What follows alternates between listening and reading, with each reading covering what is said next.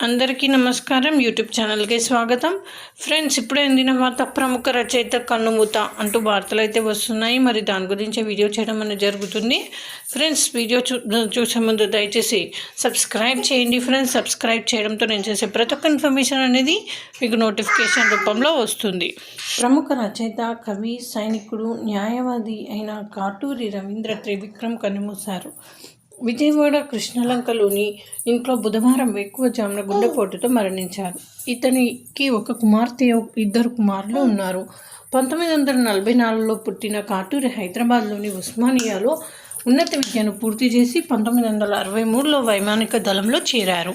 వైమానిక దళంలో 16 ఏళ్ల పాటు సేవలు అందించి ఒక 16 ఏళ్ల పాటు వైమానిక దళంలో సేవలు అందించి ఆ తర్వాత ఓ బ్యాంకులో పనిచేశారు. ప్రస్తుతం కాటూరి ఏపీ హైకోర్టు న్యాయవాదిగా, బార్ అసోసియేషన్ జీవితకాల సభ్యుడిగా ఉన్నారు.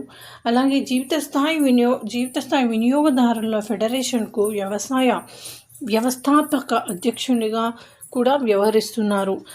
దాదాపు 600కు పైగా అంటే చిన్నతనం నుంచే కాటూరికి నవలలు, రచనలపై ఆసక్తి ఉండేది.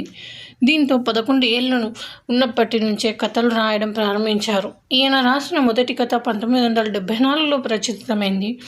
ఇప్పటి వరకు దాదాపు 600కు పైగా కథానికలు కాటూరి రచించారు. కాటూరి కథానిక, నాటకం, నవల, గీతాలు, హరికథలు ఇలా ఎన్నో సాహిత్య ప్రక్రియల్లో విశేష కృషి చేశారు. ఈయన రచించిన 100కు పైగా నాటకాలు విజయవాడ ఆకాశవాణిలో ప్రసారమయ్యాయి.